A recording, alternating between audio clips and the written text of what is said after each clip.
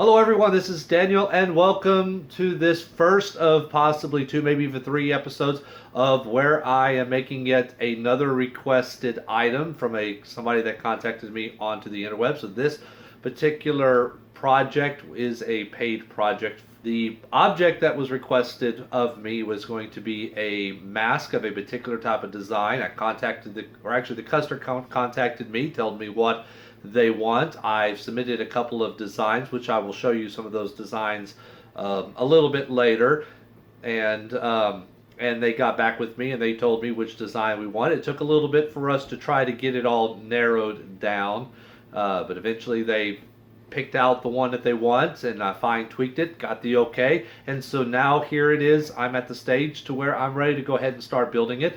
Once again, just like with the ventriloquist puppet build, I've contacted this customer and made sure that they were okay that I did a video of this to go ahead and kind of show the process so y'all can learn one way, not the best way, not the only way, but a way of how you could probably make a mask like this. And they gave me the okay, so here we are. So let's go ahead and get right into it. So what I have here is something that I fabricated. I've seen a lot of people use something very similar to this, but I don't have a mannequin, or at least as of yet, of a head that I can go ahead and sculpt on. And it's going to take a lot of clay for me to fabricate enough of the head to where I can actually start sculpting the mask on. So to kind of save some of that space, it's just a flat piece of wood right here with some couple of extra blocks screwed in, and this is going to take up quite a bit of the mass. And so from here, what I'm going to use is actually two sets of clay. Now, the first set of clay is going to be some scrap pieces of plasticine clay that I've used on the puppet, the dummy mechanism. Now, this isn't really clay that I would use if I was to actually sculpt the mask, because there's a lot of there's a lot of trash inside it. There's a lot of imperfections in it. I would not be able to get a good cast on that. But this is what I'm going to use to sculpt the head form of the customer that I'm going to be using as reference to also sculpt on top of that the actual mask that he is requesting. And then I'm going to be using a couple of tools. Of course, my standard little sculpting tools. And there's another tool that I want to be using I could buy, but then I realized I got a 3D printer, so I looked online, found one that I can print. So it's printing right now. You probably hear that, and I think that tool is going to help me out quite a bit. So I'm going to wait for that 3D tool to print out before I start doing a lot of the major sculpting. So I'll come back in when that's ready. Okay, so now I got everything prepared for me to go ahead and start laying in the clay. What I was waiting for was for this to 3D print. I have rulers and this digital caliper and everything that I use a lot, but I didn't have one of these, and I could have bought one, but I thought might as well 3D print one. It doesn't have to be real precise. What I do is I just put this up against my head to get kind of a an idea of how wide it is, and I would lay it down, and you could probably see, but there's spots here where I kind of did an outline of the head using my head for reference. I'll make some adjustments as I start laying in the clay to match the adjustments that I can gather from the pictures that I've seen. That's why I have my tablet here, because I'll look at that, use this to look at the pictures that he sent me of his own head and face with a ruler to try to get the proper dimensions. So now I'm just going to go ahead and start off by laying in a layer of clay and building it up and getting it to where it's somewhat of the shape that I'm needing, and then I'll start going in to try to figure out, how far apart the eyes are, how far the nose sticks out, are there any, prominent features on him that I need to replicate, such as like chin or cheeks or anything like that. So let's go ahead and do that. Once again, this is clay that I've already used.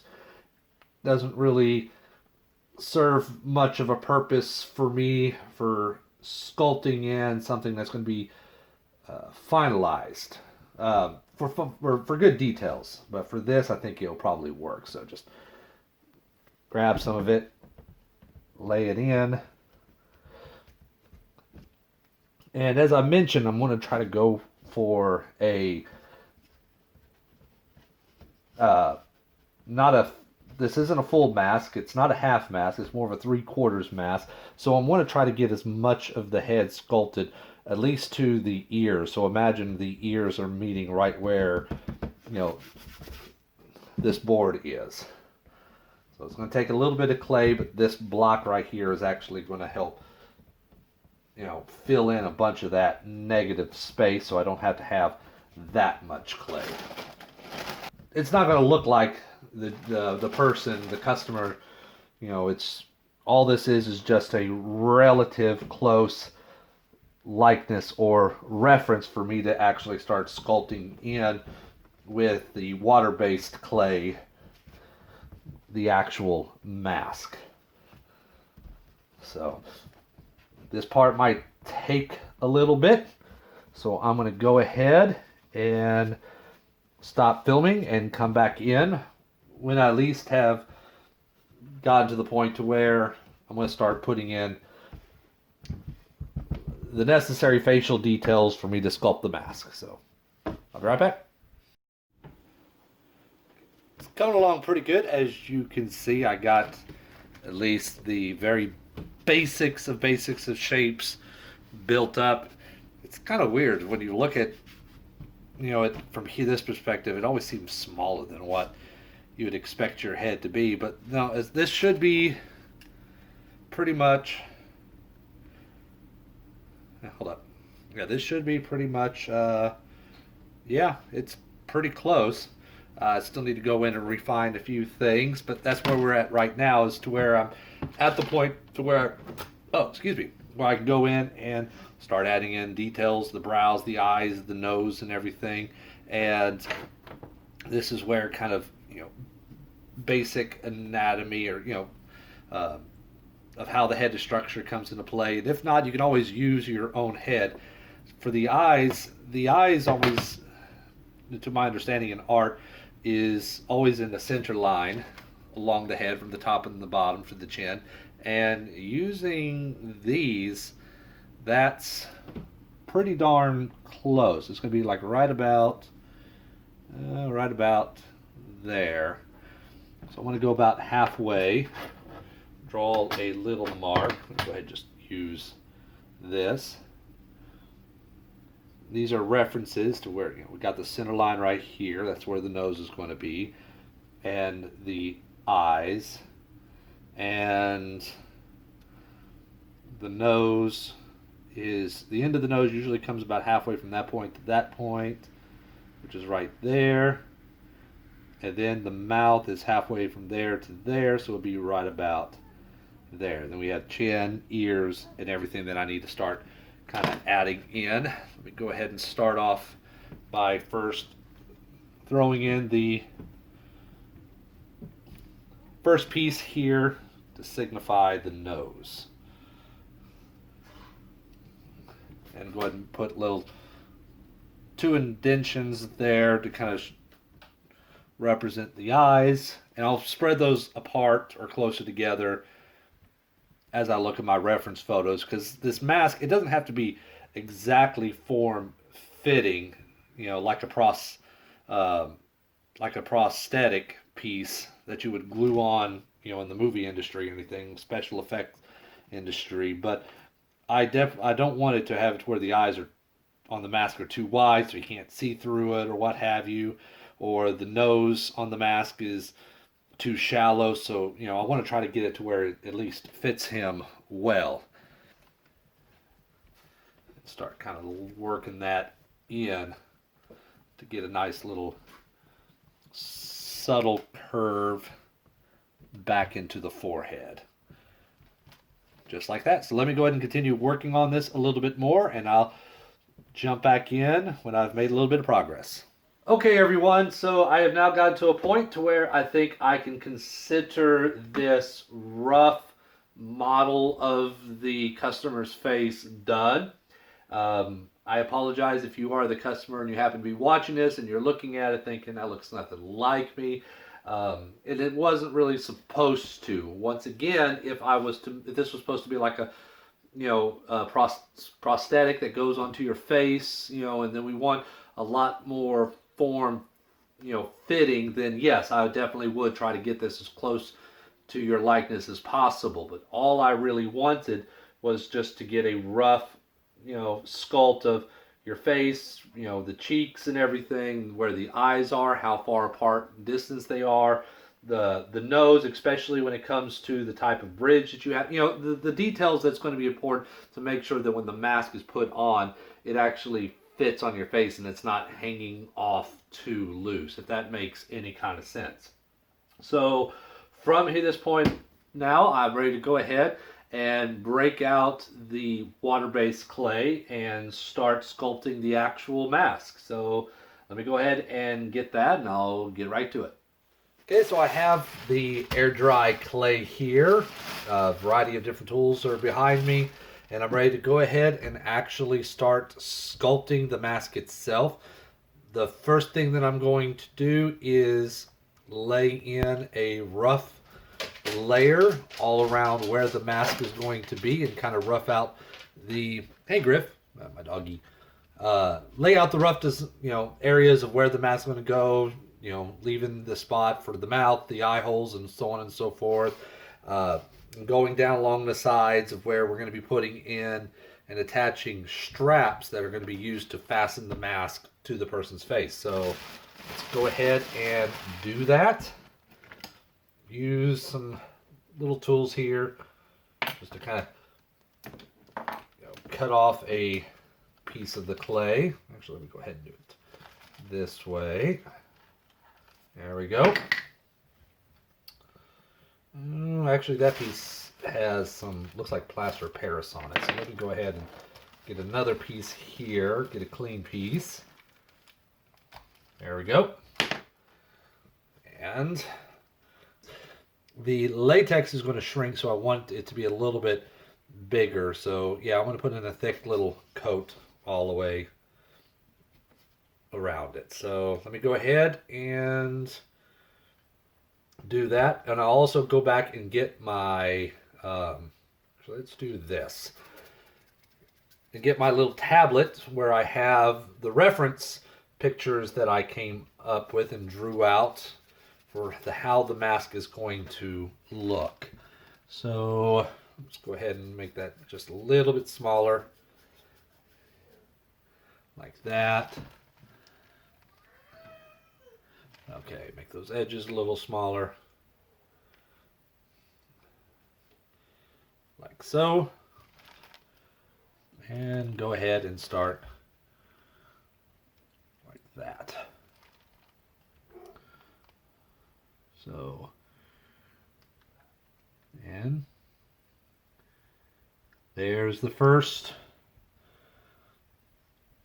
layer there, the first laying down of the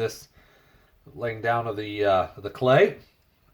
So now I'm just going to keep working on it, and with this being air dry clay, I want to try to keep it moist, so I'm also going to have a little spritz bottle that I'll use right here to kind of keep it moist as I work on it, as it's going to start, because it starts drying out real quick.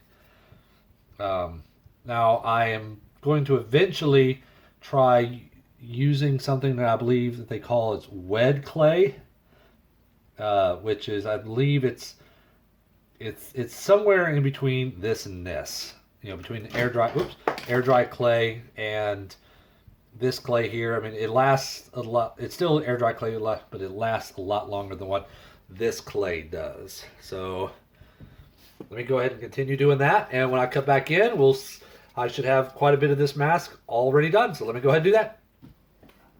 Okay, so I'm working through this, and as you can probably see here, I have at least a good base down of the mask. Like I said, it's a 3/4 mask, which means it doesn't cover the whole face. We have some of it where it overlaps into the chin, it comes off to the sides. Doesn't go all the way up over into the top of the head area, though. I don't think the customer didn't request that, and none of the pictures that I sent that customer showed it, so it's stopping right about in here. So, but like I said, I got a good base of the mask done, and this is what I'm going to start trying to build on.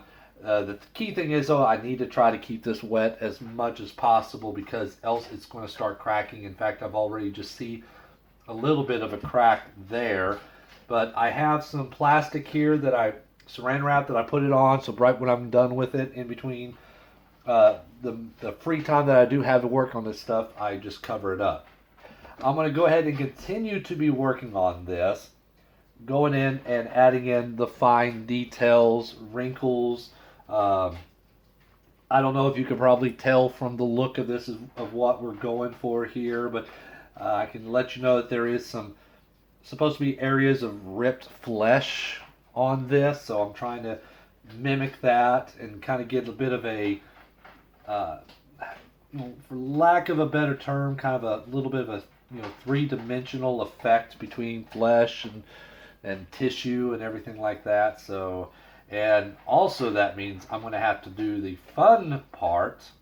Well, some of y'all might find it fun, some of y'all may not, but looking at reference photos. I'm going to have to look for reference photos of what it actually looks like for something to be skinned and skin to be ripped off of somebody's, stuff like that. I kind of have a general idea how that looks, but I want to get some reference photos, not only for the sake of making it look realistic, but also for the sake of maybe even getting some ideas here. So I'm going to continue working on that, and also with this, I think we're going to go ahead and conclude this episode.